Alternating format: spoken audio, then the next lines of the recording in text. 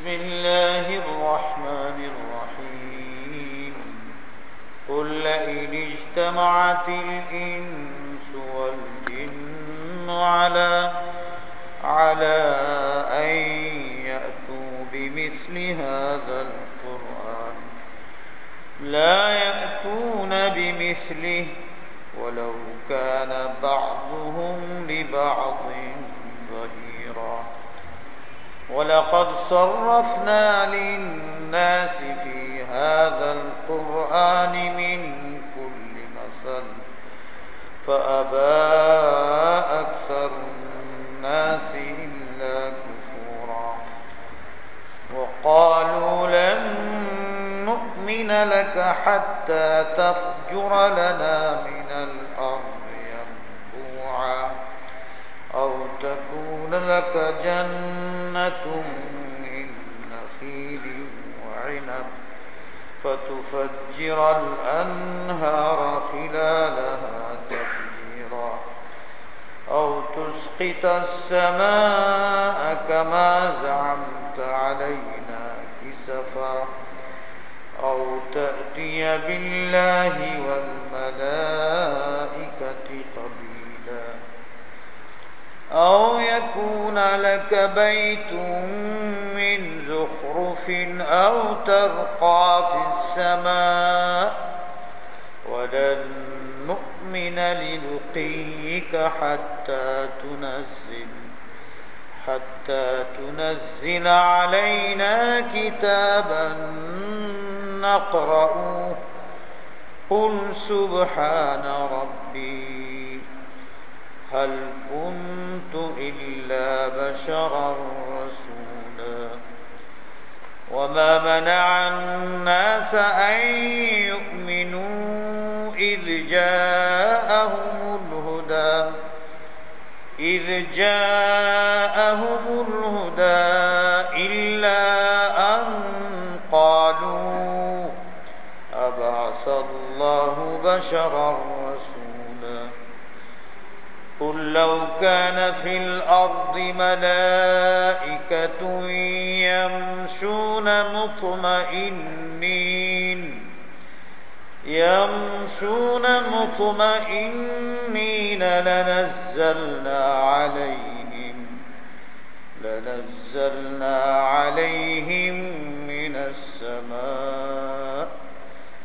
لنزلنا عليهم من السماء ملكا رسولا قل كفى بالله شهيدا بيني وبينكم إنه كان بعباده خبيرا بصيرا صدق الله وصدق رسوله আল্লাহ পাক আমাদের তিলাওয়াত কবুল করুন আমিন সবাইকে তিলাওয়াতের তৌফিক দেন বুঝবা আমলের তৌফিক দেন আমিন এই উদ্দেশ্যে মজলিস অনেক সময় বিভিন্ন প্রশ্ন মনের মধ্যে আসে এমনিতে মনের মধ্যে আসে আবার কিছু মানুষ থাকে বিভিন্ন ধরনের প্রশ্ন উত্তর করে এই সমস্ত মজলিসে আলোচনার মাধ্যমে এগুলো বোঝা যায় মনের তৃপ্তি আসে এই খেয়ালেই বসা উচিত আল্লাহ আমাদের তৌফিক দেন আমিন মুসলমানদের মনে বিভিন্ন খটকা আসে এগুলো তো হল হয়ে যায় কারণ তারা নিয়ত ভালো বুঝবার জন্য কিন্তু যারা অমুসলিম থাকে তাদের মধ্যে ইসলাম বিদ্বেষী ভাব থাকে তারা অনেক সময় প্রশ্ন উত্তর করে বিভ্রান্ত করার নিজের দলে বিরাই বসে এখনকার যুগে এটা খুব চলছে এই জন্য আমাদের চিন্তা করা উচিত আমাদের মনে আসে অনেকে কয় মুসলমান ভালো হয় আল্লাহর খাস ইমানওয়ালা এদের উপরে এত বিপদ কেন এমন সুন্দর করে বলে মনের মধ্যে প্রশ্ন জাগে যে কথা তো ঠিক কিন্তু পাল্টা তাকে বলার কেউ থাকে না যে 5 ওয়াক্ত নামাজ ঠিক মতো পড়নি, চলে না। তো আল্লাহ কি বলছে? আল্লাহ বলছেন, তোমরা যদি মুসলমান হও এবং মুসলমানি স্বার্থ রক্ষা করে চলো, তাহলে আমার সাহায্য করবে। অন্যথা নিয়ম কি? অন্য ফ্যাক্টরি থেকে আমারে গাইলে আর আমার ফ্যাক্টরি থেকে আমারে গাইলে পার্থক্য নেই। দাবি করবা মুসলমান, কাজ করবা কুফরি, তাহলে কাফেরদের চেয়ে বেশি তোমাদের উপরে কঠোর শাস্তি আসবে। কেন? যে আপন জনে ক্ষতি করে বেশি এবং তরিত তাদের শাস্তি দেবে, সরায় দেবে। দয়া করতেছেন তিনি যে আমরা, নাম তো উনার নয়, কাজ শয়তানের করি, দয়া করে আমাদের আমহিল হুম সময় দিচ্ছে। না বুঝার কারণে করো, বুঝো, বুঝবার চেষ্টা করো। আমি আপনাদেরকে শুনেছিলাম যে কাফেররা কেমন কেমন উক্তি করে, কয়টা শুনেছিলাম? উক্তিগুলো তাদের আমি এক এক করে আপনাদের শোনাই দিচ্ছি, ব্যাখ্যার প্রয়োজন নাই। বলছিলাম যে আপনারাই বলেন, এইরকম প্রশ্ন এটি পাগলপনা দেখে কি উত্তর দিবে, পাগলের কথা দিতাম। আল্লাহ কি না পারে, সবই পারে, কিন্তু আপনি যা পারেন তা কি যখন মনে চায় তাই করতে পারেন? সেটাও তো একটা নিয়মের ভিত্তিতে। তাদের প্রথম প্রশ্ন ছিল, আপনি যদি সত্য নবী হয়ে থাকেন, রুহের বর্ণনা দেন। এই প্রশ্নের উত্তর কি গত সপ্তাহে আলহামদুলিল্লাহ যেটুক পারা গেছে বোঝানো হয়েছে। 2 নম্বর প্রশ্ন কি ছিল তাদের? وَقَالُوا لَن نُّؤْمِنَ لَكَ حَتَّى تَفْجُرَ لَنَا مِنَ الْأَرْضِ يَنبُوعًا। আমাদের দেশে পানির অভাব, তাই আপনি আল্লাহকে বইলে মরুভূমিতে নহর চালু করে দেন, তাইলে আমরা বুঝবো যে আপনি নবী। নহর এটা নবী আপনি না পারেন, আপনার আল্লাহরে বলুন, আল্লাহ তো সর্বশক্তিমান, তো ওনারে বলেন একটা নহর তৈরি করে। হ্যাঁ, এটা প্রশ্ন, এইরকম দাবি। তারা জানে যে এটা মানুষের কাজ না, আল্লাহ এগুলো সরাসরি করেন না। 3 আও তাকুনা লাকা জান্নাহ। আরে ফকির মানুষ, ফকির মানুষ আবার নবী হয় না? এতিম মানুষ নবী হয় নাকি? কেন আছে এখনো আল্লাহর ইচ্ছা, উনার সঠিক অর্থে যারা ওয়ারিস, তাদের মধ্যে অভাব অনাটনই বেশি থাকে, ব্যক্তির অভাব অনাটন বেশি থাকে। এক সময় আবার তারা অর্থের অধিকারী হয়ে যায়, কিন্তু তিনি নিজেকে অভাবী রাখেন। মুহাম্মদুর রাসূলুল্লাহ জীবনের শুরু অবস্থা তো বাস্তবিক অভাবী ছিলেন, কিন্তু জীবনের শেষে অভাবী ছিলেন না। অনেকে বুঝে না বিষয়টা, দেখা যায় দ্বন্দ্ব, বই পুস্তকে লেখে, বক্তৃতায় বলে, যারা নবীকে অভাবী বলে এরা ভুল কয়। আবার একদল বলে যারা নবীকে ধনী বলে এরা ভুল কয়। প্রত্যেকে নিজের মন মতে কয়, ফকির তেহারে ফকির কয়, তো ধনী হয়েছে, নবী গরিব, এটা শুনতে খারাপ। নবী ধনী ছিলেন। আর আমি আপনাকে যেটা শুনেছি ইনশাল্লাহ আপনাদের কাছে পছন্দ হবে। জ্ঞান দিচ্ছেন না, যে সমস্ত কথা প্রতিবাদী হয়, জিদে হয়, এটি বোঝা যায়।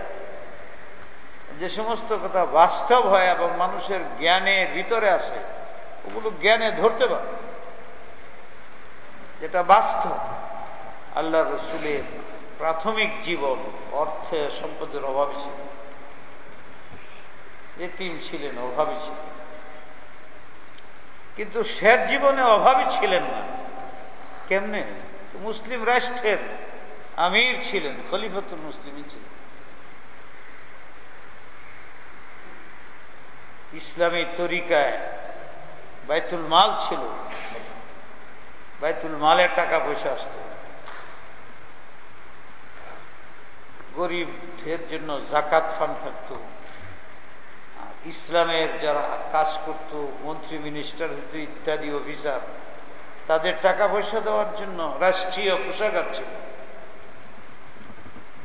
সেখান থেকে উনি ওনার প্রয়োজন প্রাপ্য নিতে পারবেন, নিলে তাহলে ওনার অভাব থাকার কথা না। এছাড়াও হালাল তরিকায় উনি টাকা উপার্জন করতে পারতেন। এমনিতেই তো লক্ষ লক্ষ সাহাবা হয়ে গেছিল,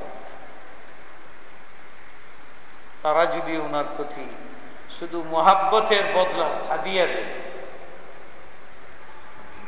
আমাদের দেশে যারা এখনো দ্বীনের খেদমত করে, আল্লাহ আল্লাহ করে, মনে শ্রদ্ধা বিশ্বাস সঠিক হয়, তো নিজের জীবনটা দিয়ে দিই।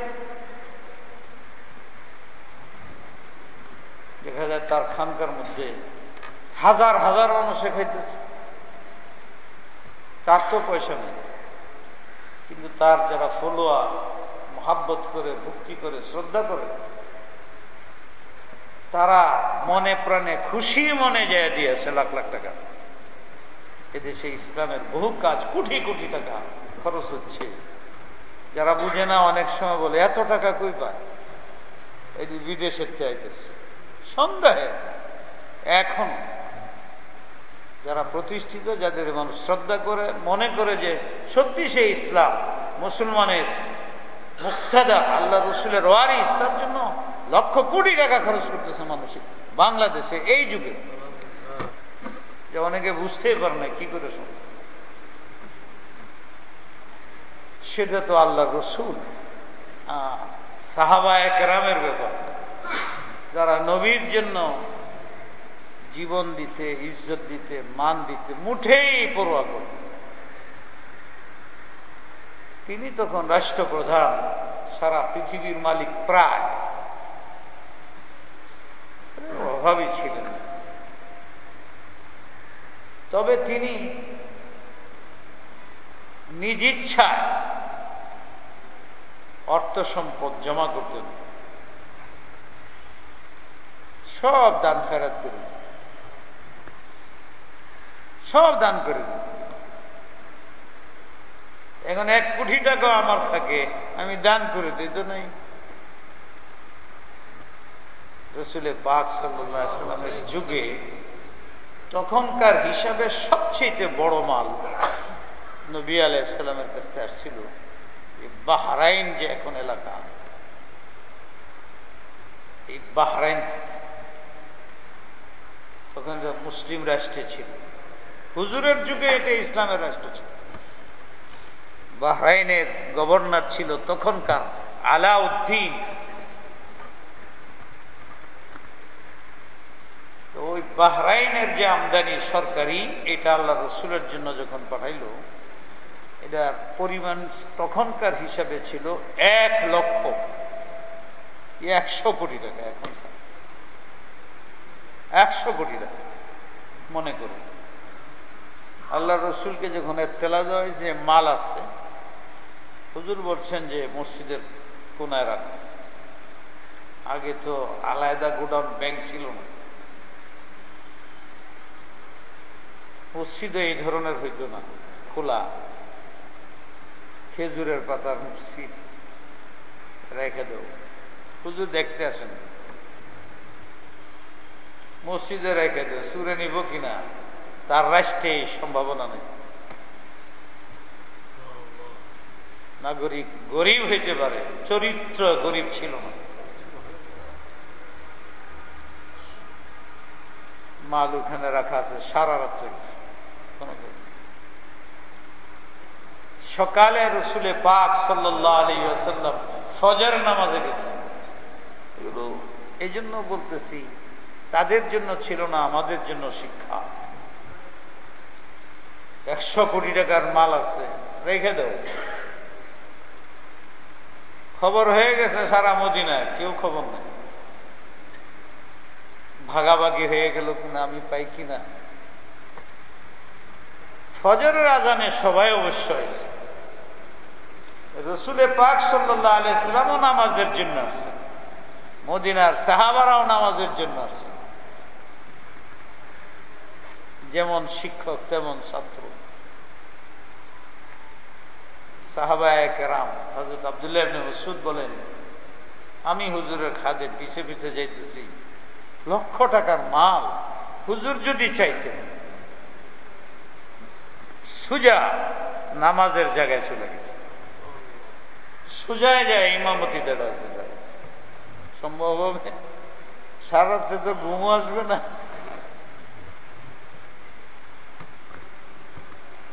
আগে সবাই তালা তুলা মারিয়া, আমি প্রেসিডেন্ট, অর্ধেক মাল সরাই। আল্লাহ আমাদের মাফ করে। বলার প্রয়োজন নাই, কিন্তু আমাদের যে আখলাক চরিত্র, এটার মুয়াজানা করতেছে। আমরা মুসলমান, আমাদের উপর শাস্তি কেন? কেমন মুসলমান? বড় গলায় কথা বলি। সাহাবায়ে কেরাম আসছে, তারাও যে সোজা নামাজে দাঁড়াচ্ছে, ডাইনে বামে লক্ষ্য নাই। নামাজের শেষে সালাম হয়েছে, হুজুর আলাইহিস সালাতু ওয়াস সালামের তরিকা যা কাজ করে বাইরে হয়েছেন। হুজুর বলছেন, এদিকে আসো, মিলু বা শেরু, তোমাদের ধৈর্যের ফসল আল্লাহ তোমাদের জন্য পাঠাইছে। তোমরা সুসংবাদ গ্রহণ করো এবং তোমরা আসো, আমি মাল এখনই ভাগ করে দিব। আমি একটি পয়সাও রাখতে চাই না। সব সাহাবায়ে কেরামরা ভাগ করে দিচ্ছে। নবী আলাইহিস সালাম যখন ঘরে গেছেন, ওনার নিজের অংশ নেই। ঘরে গেছেন, খাওয়ার আটা নেই, খাওয়ার ব্যবস্থার মাল। একজনে জিজ্ঞেসে, হুজুর আমাদের তো প্রায় 3 দিন যাবৎ ঘরে খাওয়া নাই, আজকে এখান থেকে কিছু আনলে হইতো। ভাগাভাগি করছি, তারা আমার উম্মত প্রয়োজন ছিল, আমি সব দিচ্ছি। উনি পারতেন না? উনি একটা সাহাবার পরিমাণও নিতে পারতেন না? নেন নাই। তাই উনি ইচ্ছাকৃত ভাবে এভাবে থাকতেন।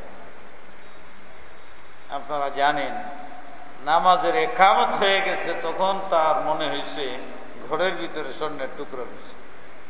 আগে মনে হইতে পারত না। আজানের পরে মনে হইল না, নামাজে যাওয়ার আগে মনে হইল না। একামত হয়েছে, এখন আল্লাহু আকবার বলে তখন মনে হয় কেন? আপনি আমার জন্য আদর্শ।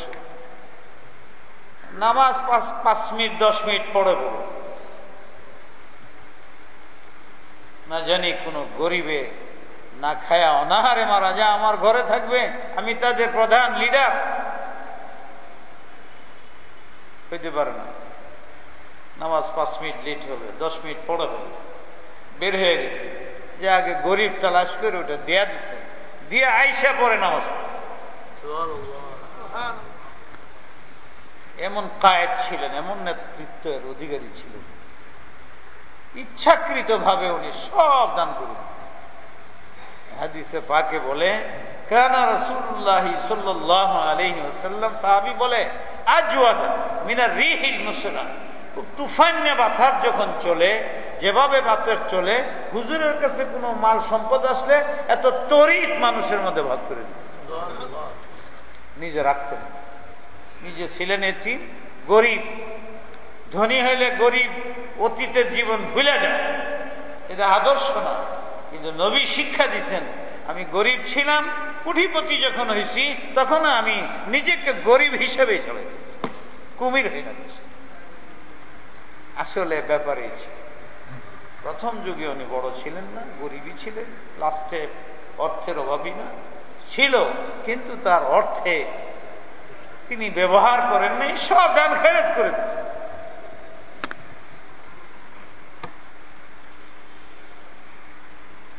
এই জন্য আল্লাহ রসুল অভাবী ছিলেন, এই প্রশ্নে অভাবী না তো ওই থাকার কথা না। ওনার যদি না থাকতো, সাহাবীদের মধ্যে বড় বড় কোটিপতি ছিল না। ওনার মেয়ের জামাই হযরত উসমানই তো কোটি কোটি টাকার মালিক ছিল, আব্দুর ইবনে আওফ কোটি কোটি টাকার মালিক ছিল। মদিনা মক্কায় কখনো অভাব দেখা দিলে হযরত উসমান 1-2 বছরের বাজেট একা চালায় যেত। একবার মালের অভাব হয়েছে,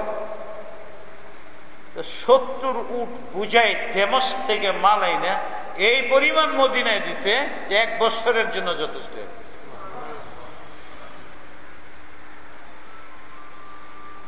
আমাদের দেশেও অনেক জামাই আছে শ্বশুরের খেয়াল কম হইলেও আছে কিছু, আর ওখানে তো হযরত উসমান আল্লাহর রসুল অভাবী।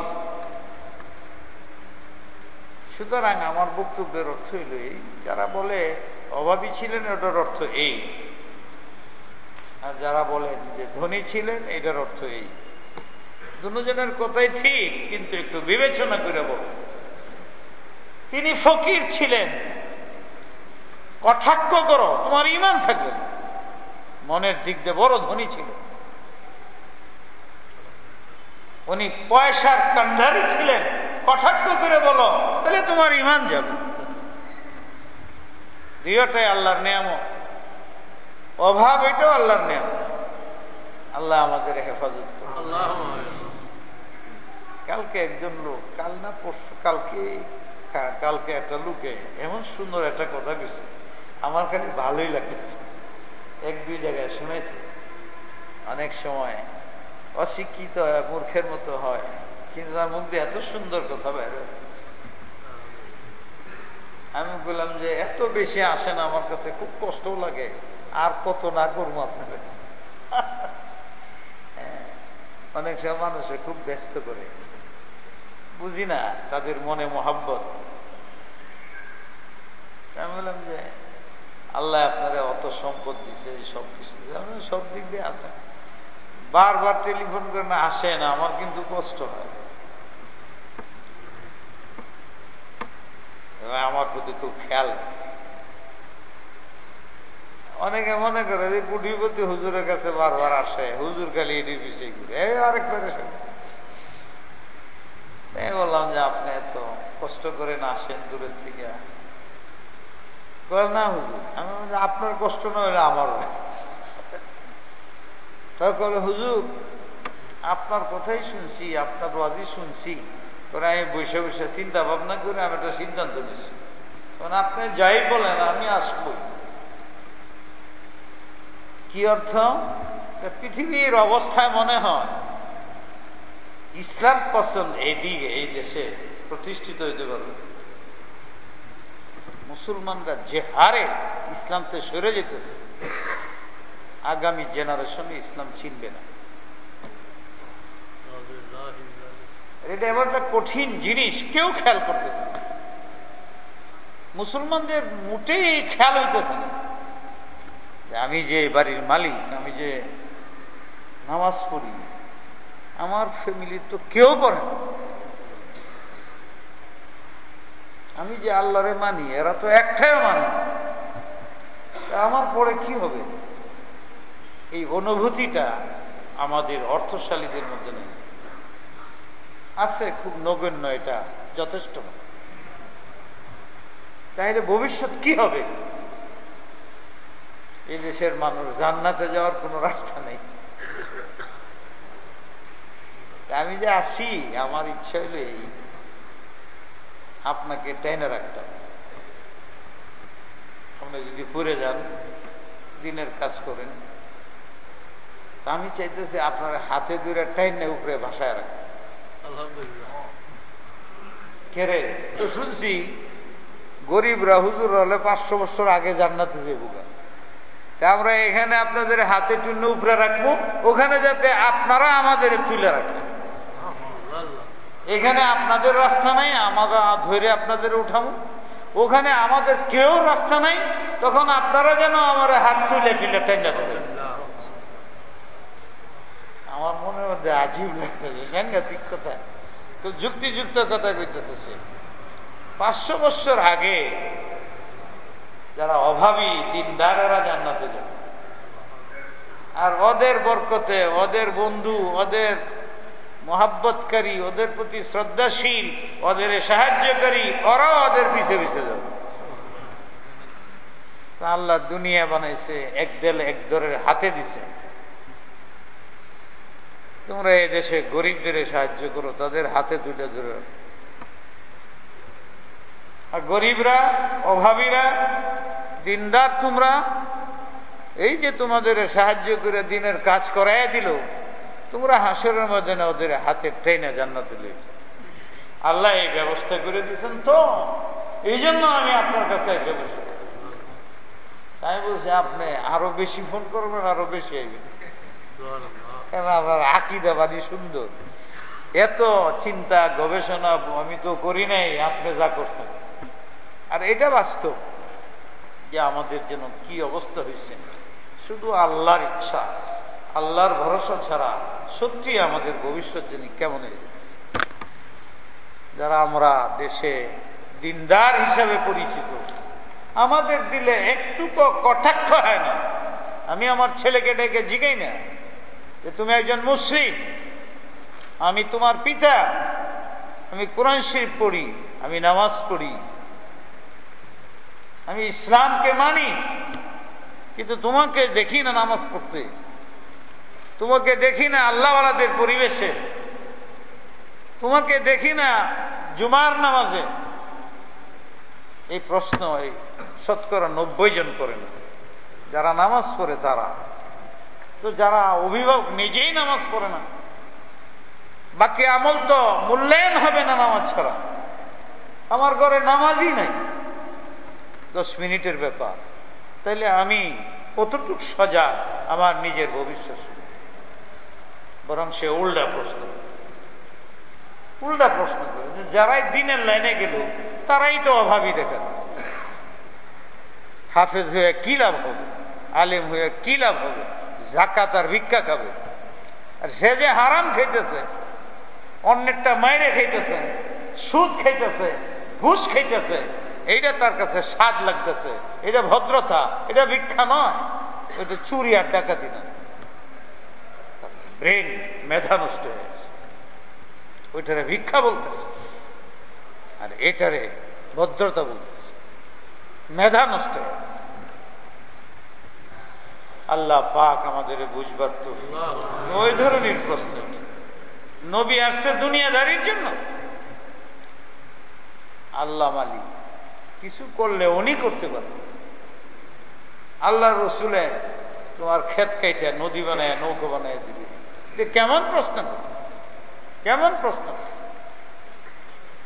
আও তাকুনা লাকা জান্নাতুম মিন নাখিল, ওই দেশ যেহেতু খেজুরের দেশ, আমাদের দেশে যেরকম ধান,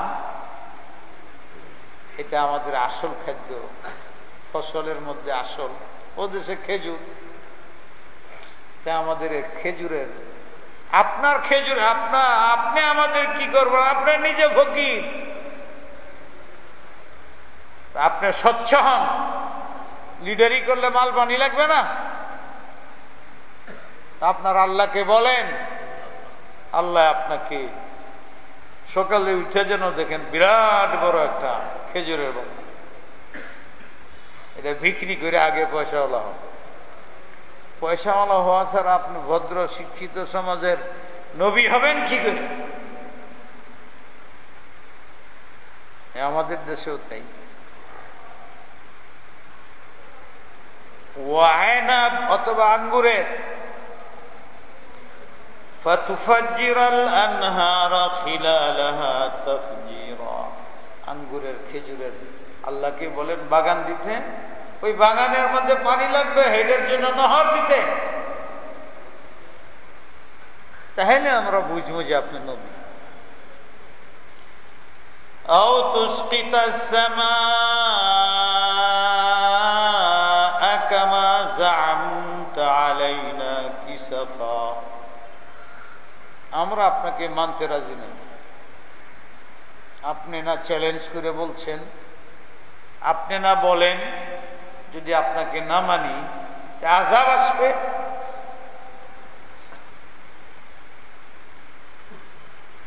আল্লাহকে বলেন আমরা মানি না, আসমান ভাঙ্গিয়া টুকরা বানায় আমাদের পাথরাঘাত।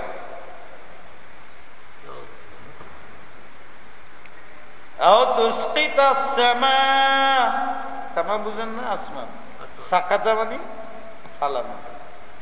আল্লাহকে বলেন কামা জামতা, আপনার বক্তব্য অনুসারে আপনি যেমন বলেন, না মানলে শাস্তি হবে। কিসাফা, আসমান থেকে, আসমান ভেঙে আমাদের উপরে বাত্রাঘাত করবে। এটি সব উপহাস, তিরস্কার। আও তাতিয়া বিল্লাহ, আল্লাহকে আসতে বলেন, পলায় থাকে কেন? ওয়াল মালাইকা, তার ফেরেশতারে লয়ে আসতে বলেন, যে ফেরেশতার ধমকি দেন আমাদের।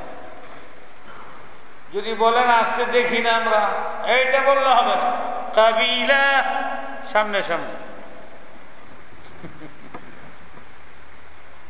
রবিল মোকাবেলা, আমার সামনে আমাদের দেখান। সমাজের মানুষকে গলত কথা বুঝাইতেছেন, আসমান আছে, আসমানের উপরে আল্লাহ আছে, জমিন এতে কি বলেন বাহুত্তরা কথায়।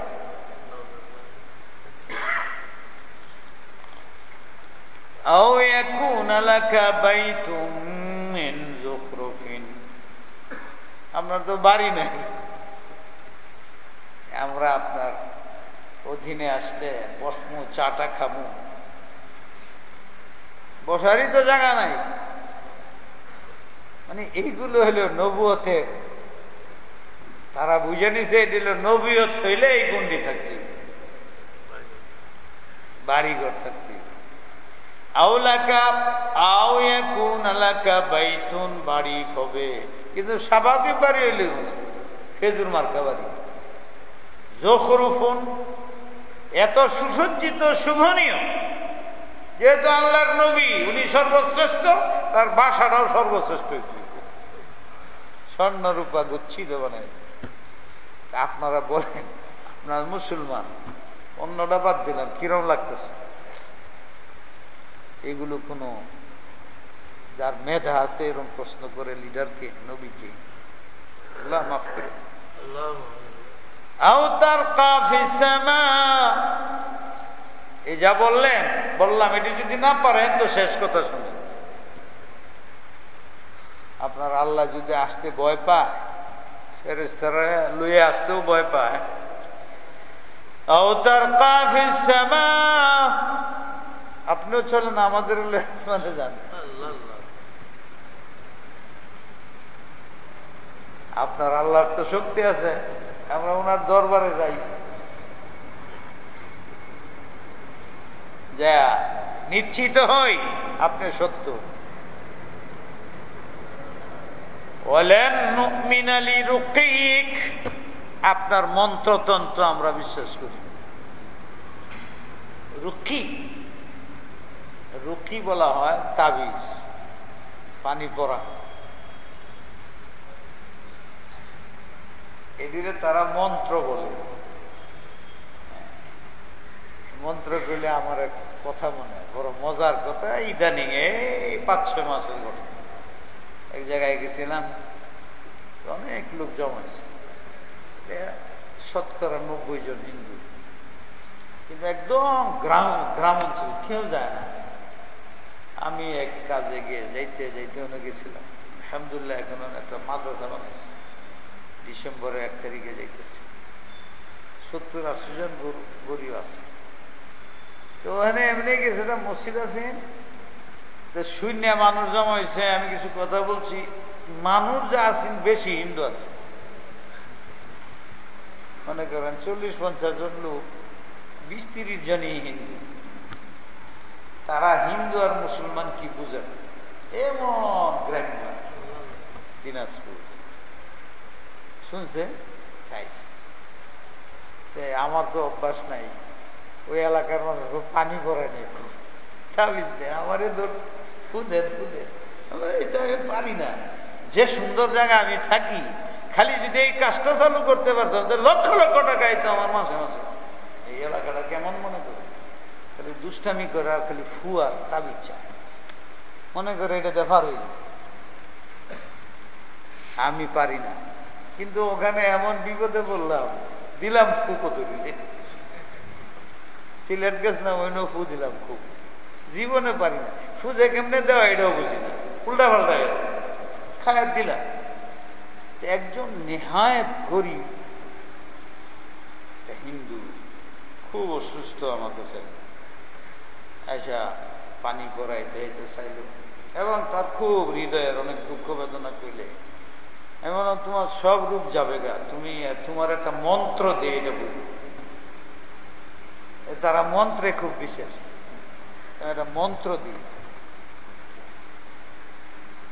কেউ যত শুনে না কাউকে বলতে পারবে না, জানলে বললে ওই বেশি এসি বলো, লা ইলাহা ইল্লাল্লাহ ইল্লাল্লাহ মুহাম্মাদুর রাসূলুল্লাহ রাসূল। হ্যাঁ, কিছুই বলি, হ্যাঁ, এটা খুব সুন্দর করে এসেছে। আয়াটা বলে দিছি, শোয়ার আগে এনে হাত দিবা, ইয়া হাদি ইয়া রহমান, এই দুইটা পড়বে 41 বার। হে যিনি হেদায়েত দেন, আমাদের হেদায়েত দেন। ইয়া রহমান, আপনি দয়ালু, আমাকে দয়া করেন। বুকের মধ্যে হাত দিয়ে 41 বার পরে প্রত্যেক শুইবার আগে যে বলবা, কেউ বইল না কিন্তু, হ্যাঁ এটা মন্ত্রই মনে করছে, মন্ত্র মনে করে, হ্যাঁ একদম মনের মোহাম্মতে এটা পড়ে।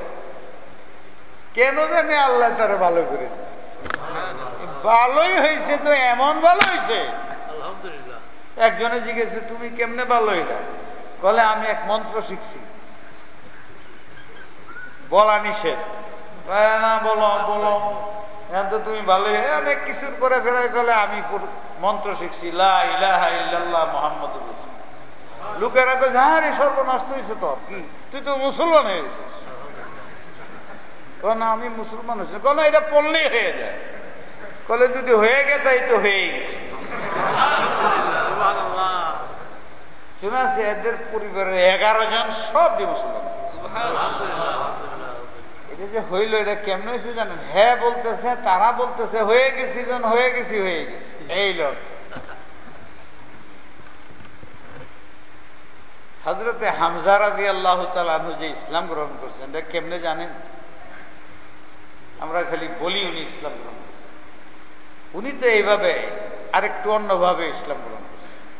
তখন উনি কাফের, কঠোর কাফের ছিলেন, যেমন হযরত উমর ফারুক কঠোর কাফের ছিলেন, আল্লাহ রসুলকে মারতে চেয়েছেন, এমন হামজাও কাফের ছিল। কিন্তু আল্লাহ তো আল্লাহ, রহমতে খুদাবন্দি বাহানামি জুয়াত, যখন আল্লাহর দয়ার দৃষ্টি হয়ে যায়, তখন আল্লাহ পাক সমুদ্রে ডুবায় তারে বাঁচায়। হযরত হামজা বাড়িতে আসলেন, একজনে ওনারে ধিক্ষারতে বলছে, হয়তো ওনার বিবি হবে, যে তোমার লজ্জা হয় না? কি হয়েছে? যাই হোক তোমার তো বাঁচতে হয় মুহাম্মদ। হ্যাঁ কি কলে, আজকে ওরে পিটায় রক্ত বের করে হচ্ছে, রক্ত বের করে। বলো কি? কেন? হ্যাঁ খবর লয়ে যাবে। খবর কি লোক? কে পিটাইছে? নাম লইছে। সুজা করতে বেরিয়ে লাঠি লেগে ওরে, আমার ভাতিজারে তুই মারলি কেন? তা ইসলামের দাবি করে করে আমরা তো বুঝাইতেছি, চেষ্টা করতেই আছি, মারবি কেন? তুমি কি করতেছ? এ তো আমাদের পুরা বংশ নষ্ট করে দিতেছে। 100 বার নষ্ট করুক, চেষ্টা তো করতেছি, তুই মারলি কেন, রক্ত বের করলে কেন? তলে যে খবর দিছে আবু জেহেল, এদুলটি লিডার, আসল লিডার, জলদি আসো, অবস্থা খারাপ, কি যে হামজাই করতেছে। আবু জেহেল আছে, কি বলতেছে? বলে হ্যাঁ, তোমার বাতি যাইলে কি হইতো? এত আসল বাতি জানা, আসল বাতি যেত হামজা। তোমার শরীরে লাগলে কি হইতো? আমার ভাতিজা, তোমার মতো গাই না আমি, ভাতিজার উপরে আঘাত করলো কেন? বলে তুমি মুসলমান হয়ে গেল নাকি? বলে হ্যাঁ, আমি মুসলমান হয়ে গেছি। কি বলো এগুলো? হ্যাঁ ঠিকই বলি। তোমরা যদি তাই মনে করো, কারো পক্ষপাতিত্ব করলে খারাপই নাই। আর আমি সব কথা বলতেছি, একটা মানুষ সে আমাদের কোনো ক্ষতি করে না, আমাদের দাওয়াত দিচ্ছে, আমরা মানতেছি না, ঠিক আছে, কিন্তু মানলাম, আমি এটার প্রতিবাদ করতেছি, তাই আমি মুসলমান হয়ে গেছি, ঠিক আছে, আমি মুসলমান হয়ে গেছি। রাগে মুসলমান হয়ে গেছে, হযরত হামজা রাগে মুসলমান হয়ে গেছে। হয়েছেন তো হয়েছেনই, আল্লাহ রাগের উসিলা বানাই দিছে মুসলমান হওয়া। আল্লাহ রসুলের শরীরে একটু আঘাত লাগছে, এর বিনিময়ে আল্লাহ পাক হামজাকে মুসলমান বানায়। কঠিন সাথী হয়ে গেল। আল্লাহ চাইলে কি না করতে পারে। এত বড় নবী পাওয়া আমাদের ভাগ্যে নাই। বলতেছে তার কাফির সামা, এটা একটা কথা হইল, ওয়ালান নুমিনা লিরুকিক, তোমার এই মন্ত্রতন্ত্র আমরা মানি। কুরআনের কথা কয়, এটা সব মন্ত্রের বই, তোমার বানানো, এইটা আমরা মানি না। এখন আমাদের মুসলমানের অবস্থা কি? এটারে তো আমরা মন্ত্রতন্ত্রের বই পরিণত করছি। মুসলমান ঘরে কোরআন থাকলেও রেখে দিচ্ছে। কেউ যদি মারা যায়, হুজুর ডাকিয়া বাড়িতে নেই, পড়ে মন্ত্রগিরি করে, খুদেন যাতে আমার বাপ জান্নাতে যাবে, মন্ত্রের লেগে এলো না। কোরআন শরীফ খতম করে দোয়া করে দেন যেটা আমার ক্ষেতের কিরা না থাকে, এটা মন্ত্র হইল না। কোরআন শরীফরে আমরা কার্যত মন্ত্রে পরিণত করছি। মন্ত্রের প্রতিও তো কিছু কিছু লোকের আকর্ষণ থাকে, আমাদের ততটুকু নেই। তো ওরা প্রকাশ্যে বলছিল যে কোরআন এটা একটা ভিত্তিহীন একটা মন্ত্র, এটা মানুষের সমাজের দিক নির্দেশনার জন্য দস্তুরে হায়াত, সংবিধান হইতে পারে না। তো আমরা তাই করতেছি। 1400 বছর আইসা পরে আমরা কোরআনের সাথে যে ব্যবহার করতেছি, এটা ওইটাই যেটা সেই যুগের কাফেররা আল্লাহ রাসূলের সাথে করছে। মুখে কম করলেও কার্যে তাই পরিণত করছি। কোরআনকে ঘরের কোণে রেখে দাও, এটা বাজারে যেতে পারবে না, এটা মসজিদে থাকবে, এটা প্রশাসনে যেতে পারবে না। এই হলো মুসলমানের মনোমানসিকতা। ওরা ছিল কাফের, আমরা হইলাম মুসলমান। এই মুসলমান হইয়া যদি বলি যে আল্লাহ আমরা মুসলমান, শাস্তি দাও কেন? বেশি শাস্তি নাম আল্লাহ, আর তুমি আল্লাহর বিরুদ্ধে কাজ করো।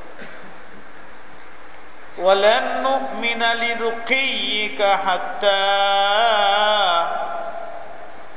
তুনাজ্জিলা আলাইনা কিতাবান নাকরাউ।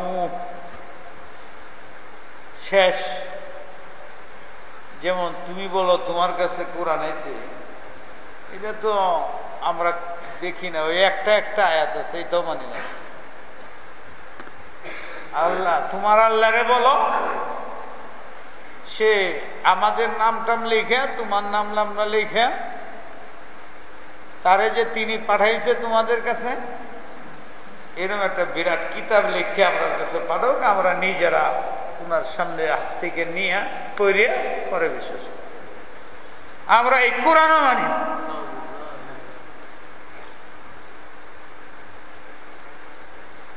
হাত্তা তুনাজ্জিলা আলাইনা কিতাবান নাকরাউ কুল সুবহানা রাব্বি।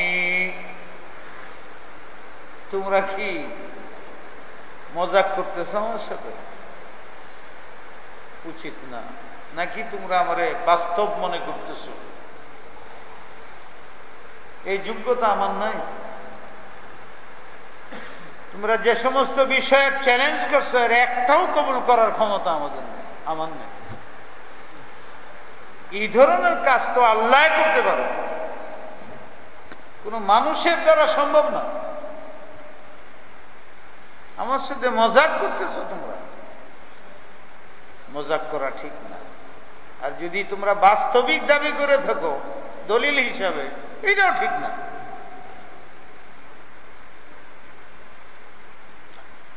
ওয়াহাল কুনতু ইল্লা বাশারার রাসূলা। খুদ নাই শুধু আল্লাহ, তিনি হলেন অসীম ক্ষমতার মালিক। অনুষ্ঠিতে বলেন কোন, এমনি হয়ে গেল। আমার তো সেই ক্ষমতা নাই, আমি যা ইচ্ছা করতে পারি না। আমি নেহায়েত আল্লাহর একজন গোলাম, আমার কিছু করার ক্ষমতা নেই। হাল কুনতু ইল্লা বাশারা, আমি তো মানুষ।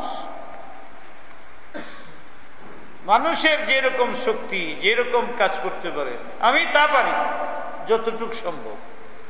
সব পারি না। হাল বাইতে তো আমি পারি না, তোমরা হাল বাইতে পারো। মানুষ হিসাবে আমার যা, আমি তা করতে পারি। একটু বেশি পারি একটা জিনিস, রাসূল, আমি একজন রাসূল। তাই তোমার আত্মার ব্যাপারে, তোমার দুনিয়ার ব্যাপারে, আখিরাতের কল্যাণের ব্যাপারে যা প্রয়োজন আমার নিজের জন্য এবং জাতি দেশের জন্য, এ সম্পর্কে আমার এলেম আছে, অভিজ্ঞতা আছে। আর খেজুরের বাগান বানানো, নহর চালু করা, বাড়ি বানানো ইত্যাদি, এগুলোর লাইন আরেকটা। আমি ওই লাইনের মানুষ না। এগুলো দুনিয়ার মানুষ পারে, কেউ পারে কেউ পারে না। একজনে পারে তো যে পারে না তাকে বানিয়ে দেয়। আমি এগুলো পারি না, এগুলো আমার কাজ না। যা তোমরা বলছো এটা যদি পারে তো তোমরা পারো, তোমাদের জ্ঞান বিজ্ঞান খাটায়। আরেকটা হইলো তোমরা যে তরিক চাইতেছো, যেভাবে চাইতেছো এইভাবে তো তোমরাও পারবে না, যে আমারে বলো কেন। এইভাবে যদি করতে হয় তাহলে স্বয়ং আল্লাহর করতে হয়। যিনি কোন বললে হয়ে যায় সে পারে, আমিও পারি না, তুমিও পারো না। যে কাজ তুমি পারো না সেটা আমাকে কি করে বলবে? ওয়ালান নুমিনা লিরুকিকা হাত্তা তুনাজ্জিলা আলাইনা কিতাবান নাকরাউ কুল সুবহানা রাব্বি। আমার আল্লাহ শুধু এরকম পারে, আর কেউ পারে। তোমরাও না, আমিও না। ওয়াল কুনতু ইল্লা বাশারার রাসূলা, আমি একজন মানুষ। আল্লাহ পাক দয়া করে তোমাদের হেদায়েতের জন্য আমাকে রাসূল হিসেবে বলেছে। রিসালাত সম্বন্ধে তোমাদের কিছু থাকলে প্রয়োজন আমাকে জিজ্ঞাসা করো, আমি তোমাদের ওই কাজের দাওয়াত দিচ্ছি। একজন ইঞ্জিনিয়ারের কাছে ডাক্তারি চাওয়া,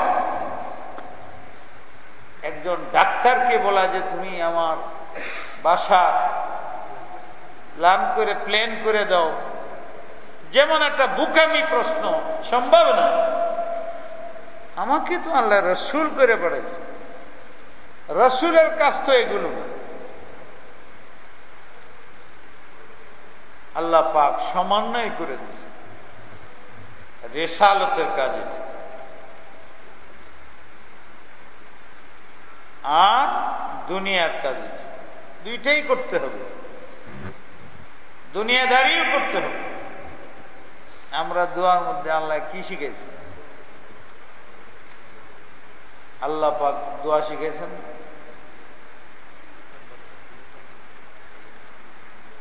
রব্বানা আতিনা ফিদ দুনিয়া, হে আমার বান্দারা আমার কাছে দোয়া করো, কিন্তু শুধু দুনিয়ার দোয়া করুন। রব্বানা আতিনা ফিদ দুনিয়া, এটুকু বয়ে থেকে দুনিয়া দুনিয়া দুনিয়া দুনিয়া এইরকম দোয়া করুন। ওমা লাহুম ফিল আখিরাতি মিন নসিব, তোমার আখিরাতের কথা মনেই হয় না, খালি দুনিয়া দুনিয়া দুনিয়া। এটা ওদেরকে বলতেছে যারা আল্লাহর কাছে চায়, আর যারা আল্লাহর কাছে যেতে হারা গেল, তোমরা রাজি, কতদিন তো আমার কাছে হাত তুলেই না, আর তোমরা যারা তুলো খালি কর দুনিয়া দুনিয়া দুনিয়া, সবে বরাতে রাত্রে আর কিচ্ছু জানো খালি আল্লাহ আমার প্রমোশন হোক, এটা হোক সেটা হোক, এটা হোক সেটা হোক, কত তো আছে, কিচ্ছুই হয়নি। তাহলে হুজুর কিছু তো হইল না। আমি বললাম যে কেন হয়েছে না আল্লাহ জানে, আমি তো জানি না। আবার কি আপনার কোনো অফিসার অপরাধী অপরাধী অপরাধী চিহ্নিত খালি টাকা মারে আপনার, হ্যাঁ যদি আপনার কাছে বলে যে আমার প্রমোশন দেন প্রমোশন দেন প্রমোশন দেন প্রমোশন দেন, বলবেন দিবেন? বলে না, তো আপনার তো তাই করছে। তাহলে কি করতে? আমি বললাম যে ওই প্রমোশন যে অফিসারে চাইছে, আগে এসে আপনার কাছে টাকা রিটার্ন করবে, ক্ষমা চাবে, আপনি তাকে তার কাছে পেশ করবেন, সে আশ্বস্ত হবে, তারপরে আমার আল্লাহর কাছে ক্ষমা চাইবেন, আল্লাহকে আশ্বস্ত করবেন যে আমি যা করছি ভুল করছি, আগে মাফ চাইবেন, একদম পরিষ্কার হইয়া পরে শহরে রাত্রে দোয়া করবেন। পরের বছর করে এখন হুজুর হইল না তো। আমি বললাম যে এই যে আয়াতে আপনার বুদ্ধ আরো কিছু রয়েছে, রব্বানা আতিনা ফিদ দুনিয়া, আল্লাহ দুনিয়া দাও দুনিয়া দাও দুনিয়া দাও, এরকম বলছেন বোধহয়। আর আল্লাহ বলছেন ওমা লাহুম ফিল আখিরাতি মিন খালাক, আখিরাতের কথা জিগাই বলে এদের আমি কিচ্ছু দিই। ومنهم من يقول ربنا آتنا في الدنيا حسنة وفي الآخرة حسنة وقنا عذاب النار, যারা হাত তুলে বলে যে আল্লাহ এই দুনিয়াতে আমাকে পাঠাইছো, এখন আমি দুনিয়াতে বর্তমানে বিদ্যমান, এখানে আমার মাল জান ইজ্জতের ব্যবস্থা করে দাও অস্থায়ী, এবং এই দুনিয়াকে আমার আখিরাতের পুঁজি সংগ্রহের জন্য মার্কেট বানায় দেব। দুনিয়ারও মার্কেট, আখিরাতেরও মার্কেট, এন থেকে দুইটাই কিনা যাবে। কিছু মাল কিনবো, এটা দুনিয়া পর্যন্ত কাজে লাগবে, আর কিছু মাল কিনবো এটা গোডানে, এই যে বরফের এটার নাম নাকি না না বিশাল বানায় যে গোডান, কোল্ড স্টোর বানায় রেখে দিন, 1-1.5 বছর পরেও খাওয়া যায়, 2 বছর পরেও খাওয়া যায়। যেটি দুনিয়ার জিন্দিগি পর্যন্ত প্রয়োজন আমার শরীরের জন্য, আত্মার জন্য, চেহারার জন্য, চোখ কান হাত পায়ের ভিটামিনের জন্য, এগুলো যা প্রয়োজন দুনিয়ার, আল্লাহ এগুলো আমাকে হালাল তরিকায় দান করবে। এরপরে এখান থেকেই আমার কোলেস্টোর বানাইতে হবে, চিরস্থায়ীভাবে যে আমি জান্নাতে থাকবো, ওখানের খাদ্য দ্রব্যাদি ভিটামিন এখান থেকে নিয়ে যেতে হবে। ঈমান, আমল, নামাজ, রোজা, তিলাওয়াত, এগুলোই ফাঁকে ফাঁকে করতে হবে, কোলেস্টোরে ভরতে হবে। কবরে যখন যাব, হাসরে যাব, জান্নাতে যেন এটা খুলে আমার সেই পুঁজি সেখানে করে দেবে। রব্বানা আতিনা ফিদ দুনিয়া হাসানা ওয়া ফিল আখিরাতি হাসানা ওয়া কিনা আযাবান নার। দুইটাই চাও, ইসলাম দুনিয়া আমার জন্য, তোমার জন্য আখিরাতও। এই কথা বলে না যে তুমি দুনিয়াদারি করো, কিন্তু শুধু দুনিয়াদারি করো। যেমন আখিরাতের কথা শুধু আখিরাত করতে বলি না, প্রয়োজন মোতাবেক কাউকে ক্ষতি না করে, কষ্ট না করে, শোষণ না করে তোমার যা প্রয়োজন ব্যবস্থা নেও। বরং অধিকাংশ সময় তুমি এটার পিছনেই লাগাও দুনিয়া, ফাঁকে ফাঁকে আখিরাতের জন্য কিছু কিছু জমা দিই। ছোট ছোট বাচ্চারা কি করে, তারা কি বানায়, বাবা 1 টাকা দেয়, 2 টাকা দেয়, ব্যাংক বানাইছে না, এইরকমও দেখা যায় জমা হইতে হইতে 1.5 লাখ হয়েছে, 2 লাখ হয়েছে, 5 লাখ হয়ে গেছে। মাটি খোলার মধ্যে যেটা তার ব্যাংক, খোলা মানে জমা করে, অল্প অল্প করে জমা করতে গিয়ে 4, 5, 6 লাখ হয়ে গেছে।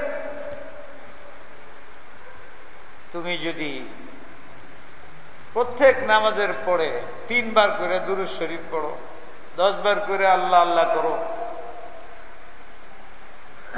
রাস্তা দিয়ে তো যাও, সালাম দিলা, এটা একটা ইবাদত।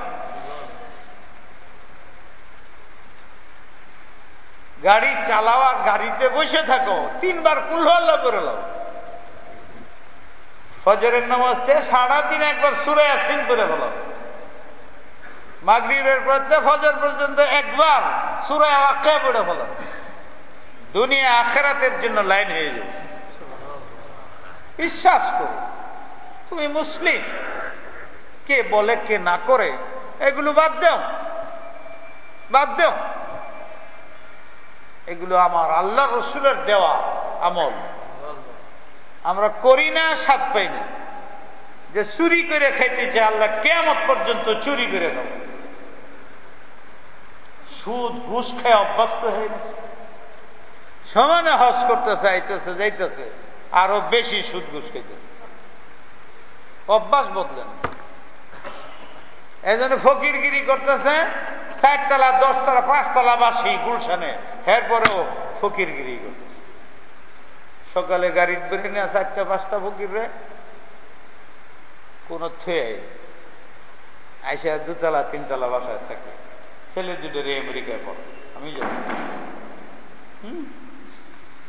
কি করেন, বলে আমার ব্যবসা, আমার ব্যবসা এটা, যে এই ব্যবসা চলছে। এক অন্ধ ফকিরে আমার কাছে টাকা রাখছে, অন্ধ, একবার টাকা সরকারের ঘোষণা করছে বাতিল, 1.5 লক্ষ টাকা জমা দিচ্ছে। কিরম ফকির আল্লাহ বুঝলেন। তখন আমার কাছেও 1.5 লক্ষ টাকা নেই, এই ফকিরের কাছে 1.5 লাখ টাকা। হ্যাঁ, 86-87 কথা বলতেছি। তাহলে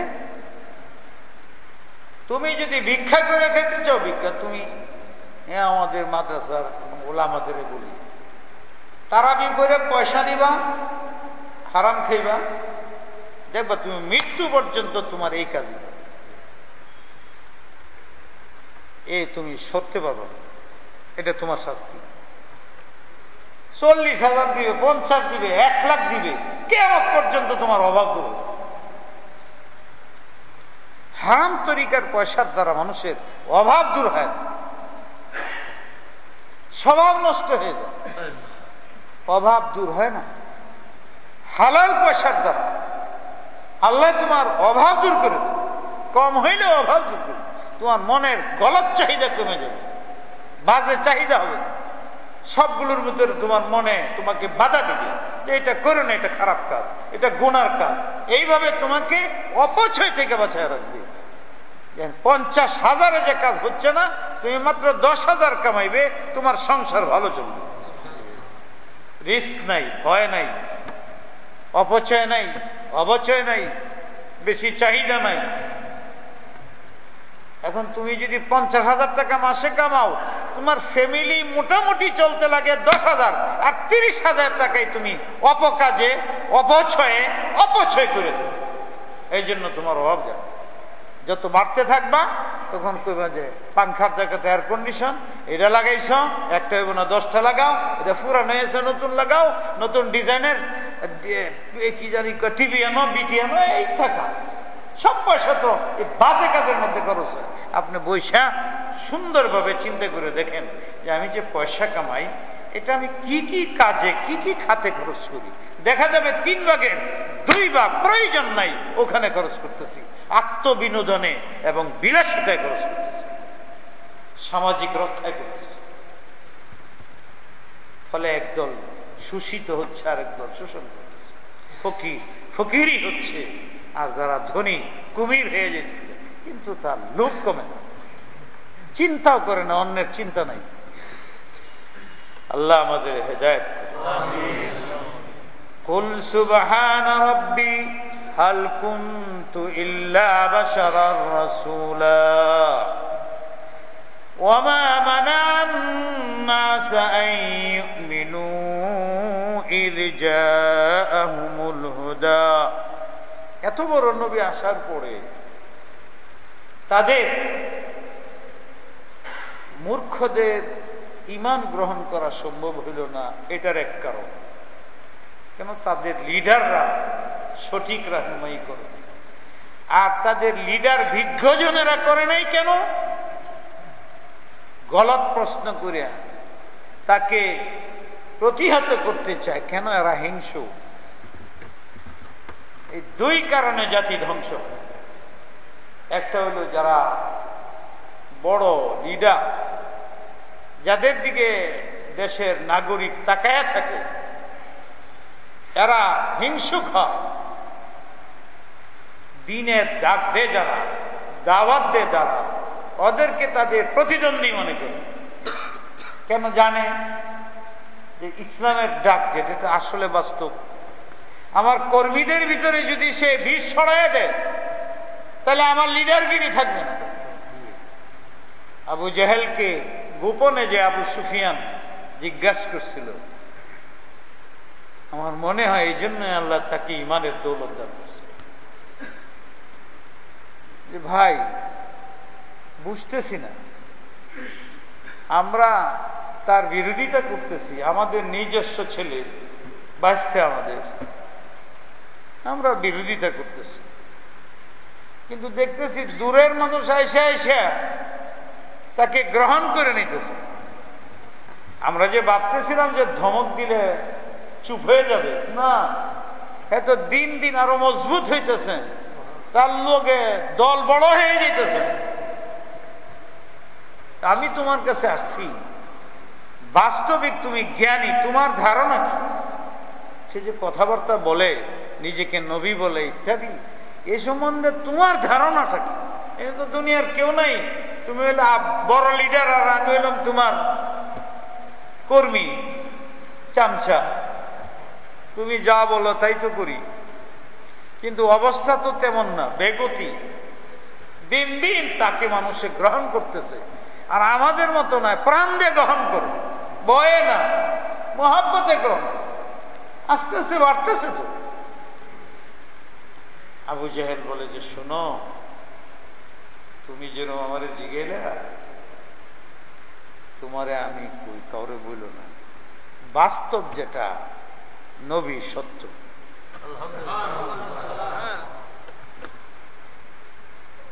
যদি তাই হয় তাহলে একদিন তো সে বিরাট ব্যক্তিত্ব হবে, আর নবী যারা হয় রাষ্ট্র তাদের হয়ে যায়।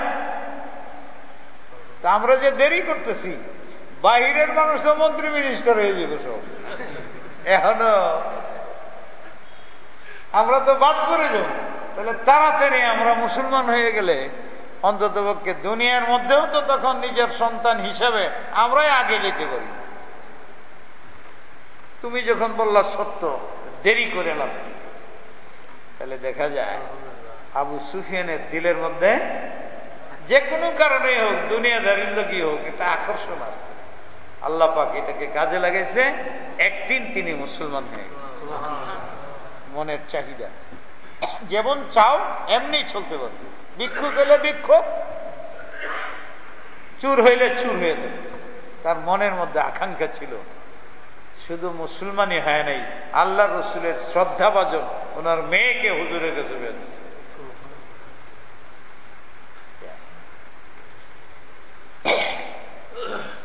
যেমন মুসলমানের প্রধান ছিলেন, ইসলাম গ্রহণ করলে ইসলামের প্রধান ছিলেন। আবু জাহেল বলল এটা সম্ভব না। কেন?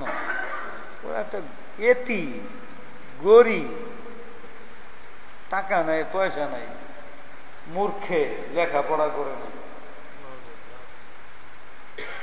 হ্যাঁ নবী, আর আমরা হ্যার গোলামি করতে হইব, এটা সম্ভব না। আমার যুগে তো সম্ভব, আমি মরে গেলে তোরা যাই। এটা অহংকার, এটা হিংসা। যারা বড় হয় ওরা হিংসুক হয়, বুঝে, কর্মীকে বুঝতে দেন। আর কর্মীরা একটু ডাইন বামে ছায় না, তার লিডারকে মানে, এটা ভালো গুণ। কিন্তু যদি কর্মীরে বলে যে আগুনে ঝাঁপ দেও, তখন ঠিক না। একটু বোঝা উচিত। চুনাসে আবু জাহেল ইসলাম গ্রহণ করে নাই, তার কর্মী বাহিনী করে নাই, হিংসার কারণে। হিংসুকরা বিভিন্ন ধরনের প্রশ্ন করে। আরেকটা প্রশ্নের উপধরণ এই আয়াতের মধ্যে আসছে, ওয়ামা মানা'আন নাস, আল্লাহ রসুল এত মহান ব্যক্তি, চরিত্রবান, আমিন, সাদেক হওয়া সত্ত্বেও তাদের জন্য আরেকটা বাধা ছিল। আসলে বাধা ছিল না, তারা বানাইছে। ইল্লা আন ক্বালু আবআসাল্লাহু বাশারার রাসূলা, আমরা মানুষ নবী মানি না।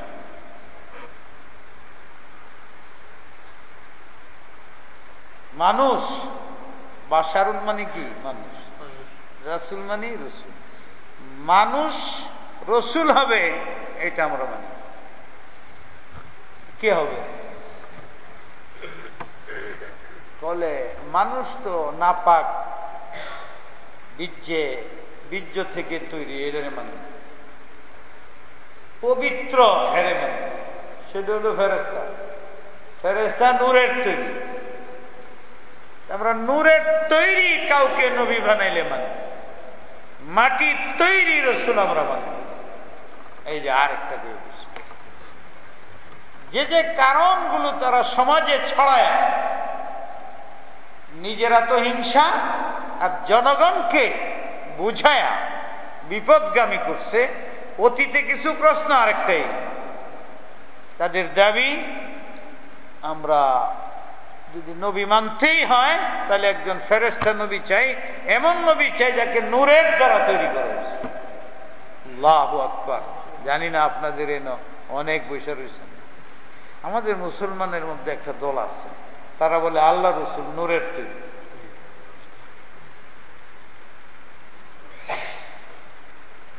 সমানে বলতে থাকে, যদি কেউ না মানে তারা কাফের পেটে থাকে, ওয়াহাবি কর, গালি দেয়।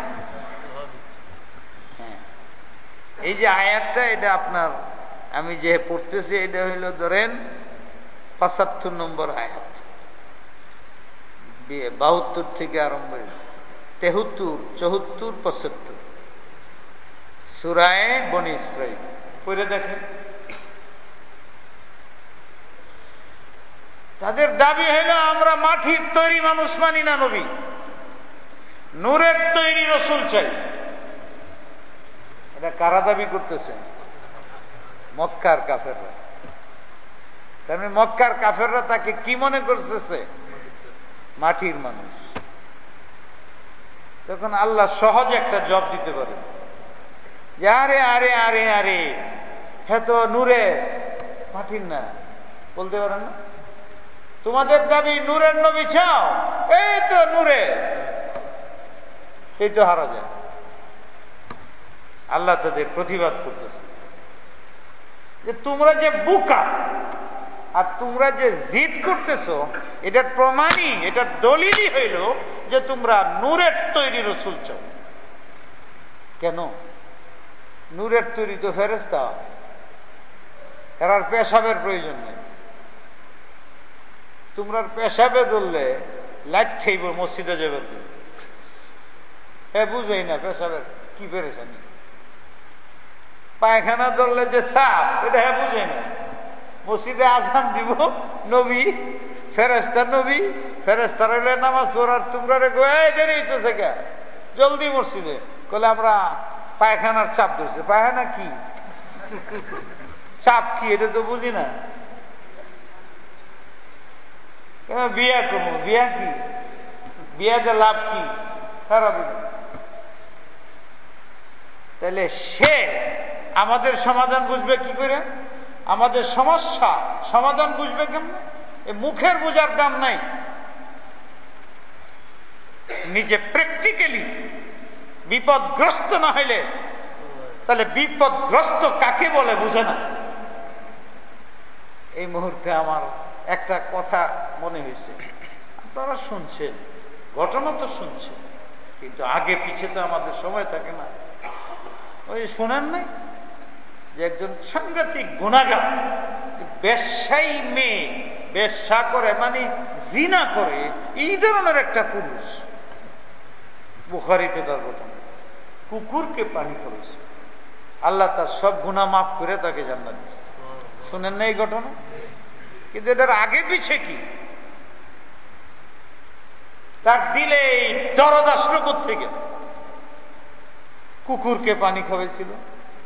তো সে যখন কুকুরটা দৌড়াদৌড়ি করতেছে, পানির পিপাসায় সে রাস্তাতে যাইতেছিল, তখন সে বলে, আহ আহ, একটু পূর্বে 15-20 মিনিট পূর্বে তো আমার এরকম পানির পিপাসা লাগছিল, আমার কলিজা উড়িয়ে যেতেছিল, একজনে আমাকে 1 গ্লাস পানি পান করাইছে, তাই না আমি শান্তি পেয়েছি, নাহলে তো মরেই গেছিলাম। পানির পিপাসা যে এটা কেমন ব্যথা, এই তো একটু আগে আমার লাগছিল, পড়ে গেছিলাম, একজনে একটু মুখে পানি দিছিল, আবার আমি জিন্দা হয়েছি। এই কুকুরটা ঠিক এরকম বিপদে পড়ছে, সে সব রেখা এই কুকুরকে পানি করেছে, যেহেতু আগে এই বিপদে সে ছিল, এখন তাকে সেই বিপদে দেখে অনুপ্রাণিত হয়েছে। আমরা রমজান মাসে রোজা রাখি কিসের কারণে? কিসের কারণে? আমি এক সকাল থেকে সন্ধ্যা পর্যন্ত না খেলে আল্লাহর কি? আল্লাহ বলতে চায় আমার একটা শ্রেণী আছে দুনিয়াতে, অভাবী, এরা 1 দিন 2 দিন না খায়া থাকে, এদের যে কি কষ্ট, এটা তোমরা বুঝার জন্য 1 মাস সকাল থেকে সন্ধ্যা পর্যন্ত না খায়া দেখো কেমন লাগে। তাই তোমরা উদ্বুদ্ধ হয়ে প্র্যাকটিক্যালি বিপদটা কি, অনাহার অর্ধাহারে, এটা বুঝো, যাতে তুমি আমার এই গরিব এদের প্রতি একটু সহৃদয় হও, অভিজ্ঞতা থাকে। যদি নবী এরকম হইতো, তাহলে মুখে মুখে তার অভিজ্ঞতা নাই, পানি করলে কি কষ্ট, পেশাবের তাক কি, ক্ষুধা কাকে বলে, স্ত্রীর প্রয়োজন কি, এইগুলো বুঝে না, তাহলে হ্যাঁ আমাদের কিসের নবী? নবী তো আসেই তার উম্মতের প্রয়োজন মিটাইবার জন্য, সমস্যা বুঝার জন্য, সমাধান করার জন্য, দুনিয়া আখিরাতের, হ্যাঁ তো কিচ্ছুই বুঝবে না। আর এটা অযৌক্তিক দাবি। আমরা মানুষ, আমরাও তো জাতি জাতি জাতি জাতি করি। এনে যদি বিজাতিরা আসে, ইংরেজের বিরুদ্ধে আন্দোলন কেন করছিল? সব কারণ ছিল, মূল কারণ ছিল এরা বিজাতি। বিজাতিরে তো আমরা বরদাস্ত করি না, এক জাতি কিন্তু ভাষার পার্থক্য বরদাস্ত করি না। তাহলে বিজাতি নবী হইলে আমরা কি করে এটাকে সমর্থন করতে পারি? এটা জ্ঞান গড়ের কথা না, অযৌক্তিক কথা, কিন্তু এটাকে তারা ইস্যু বানাইছে। কালু আবাসাল্লাহি বাশারার রাসূল, আমরা নূরের নবী চাই। যারা এগুলো কয় আমাদের, এদের কোনো ধমক দিতে নেই, বেদাতি বইলে তাদের গালিগালাজ করতে নেই, কেন? এদের দিলটা ভালো, এদের মনে একটা আইছে মানুষ ফেডে থাকে না, কিরম খারাপ, কুদ্দে বাইর হয়, বাইরের জায়গাটাও ঠিক না, আবার মনি দিয়ে বানানি এটা খারাপ, নবীরে এটা বলা যাবে, এটা মোহাব্বতের কথা, নবীর মোহাব্বতের। কিন্তু এটা যে নবীর মোহাব্বত না এটা বুঝে না। এই আয়াতটা ভালো করে বুঝে না, আমার মনে হয় বুঝে যাবে।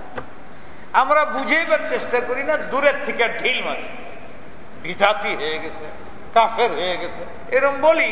এরা পাবলিক বুঝে না, তো এরাও খেয়ে এদের আস্তে আস্তে আস্তে আস্তে বুঝেইতে হয়।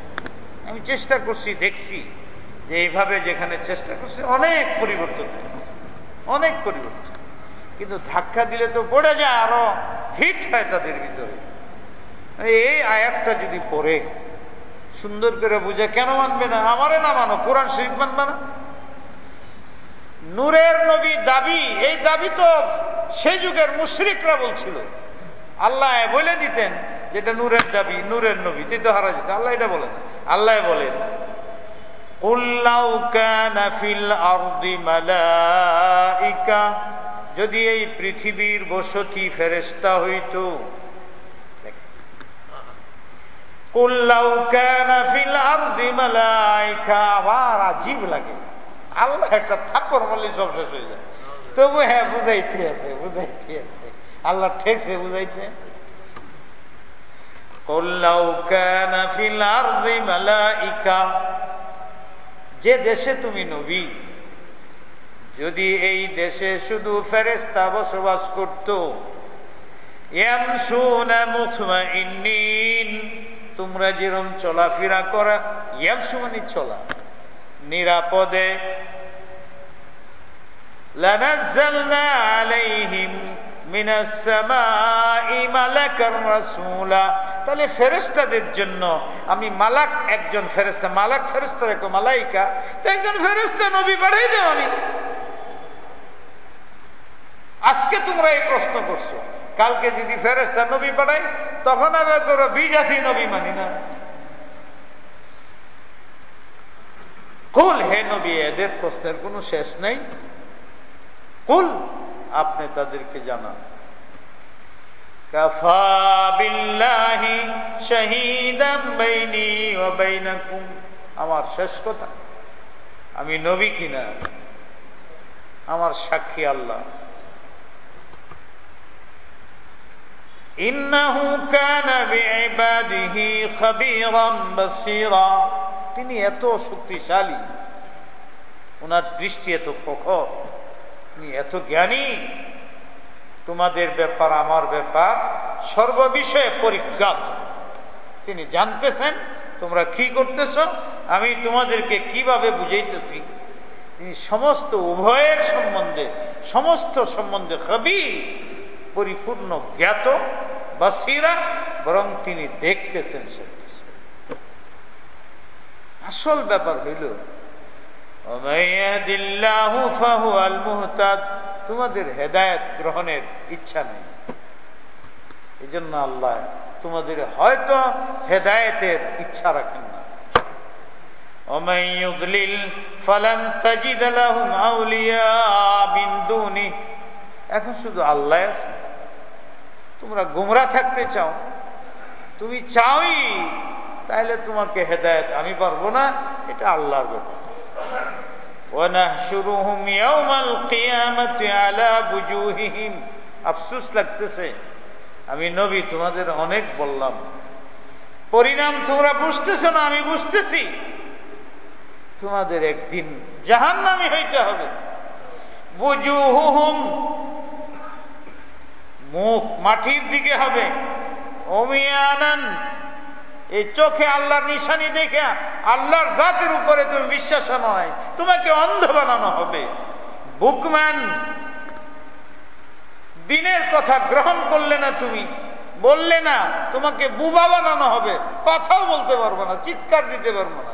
সুম্মান, বুকা হবে, বধির হবে। কেন? এই তিনটাই ছিল তোমার চোখ, মুখ, কান, এর মাধ্যমে সত্যকে বাস্তবায়িত করে নবীকে গ্রহণ করতে পারতে। তুমি এই নিয়ামতকে কাজে লাগাও নাই, ওই দিন আমি এদিকে নিষ্ক্রিয় করে দিব। মাওয়াহুম জাহান্নাম, শেষ ঠিকানা জাহান্নাম। কুল্লামা খাবাত জিদনাহুম সাইরা, এইরকম নয় যে আজকে সীমিত কিছুদিনের জন্য জাহান্নামে থাকবে। যদি কাফের হয়ে মরো, চিরস্থায়ীভাবে জাহান্নামে। যালিকা জাযাউহুম বিআন্নাহুম কাফারু বিআয়াতিনা, কুরআন অস্বীকৃতির এই হলো পরিণাম। সুতরাং এই কুরআন যথেষ্ট না আমি নবী হওয়ার জন্য? আলাদা কুরআনের আলাদা আসমান থেকে আর যে সমস্ত শর্তাবলী করছো, এতেই বোঝা যায় আসলে তোমাদের ইসলাম গ্রহণ করার মনে নাই। মজাক করতেছো, ঠাট্টা করতেছো, উচিত না। আল্লাহ পাক আমাদের আমলের তৌফিক দান করুন। আল্লাহ পাক আমাদের কুরআন বুঝবার তৌফিক দান করুন। বাজে সওয়াল না করি, বুঝবার চেষ্টা করি, আমলের চেষ্টা করি।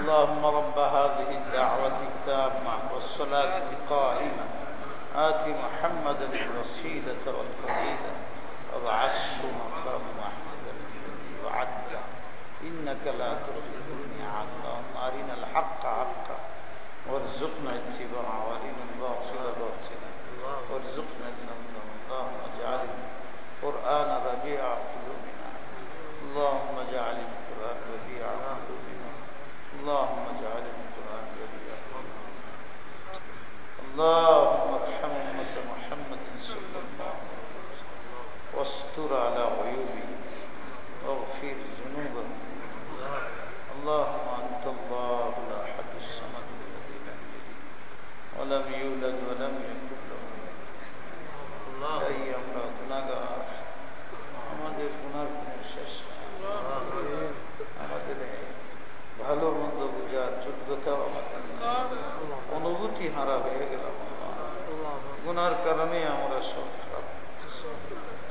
তুমি রহমান, তুমি রহিম, তুমি দয়ালু, আমাদের মাফ করে দেন আমিন। আমাদের সকল ভাইদেরকে মাফ করুন, জাহিরি বাতিনি সব গুনাহ মাফ করুন, দিনদারি দান করেন, আমানতদারি দান করেন, জরুরি ইলম দান করেন, ইয়া আল্লাহ শরহ সদর দান করেন, উলুম ও মাআরিফ ও খাজাইন দান করেন, মজবুত ঈমান, মজবুত আমলি জিন্দেগি দান করেন, সুন্নতের মুত্তাবি বানায় দেন আল্লাহ। পাঁচ ওয়াক্তের নামাজে পাবন্দি করুন, কুরআন শরীফের তেলাওয়াতের তৌফিক দিন, সহি সুন্দরভাবে তেলাওয়াতের তৌফিক দিন।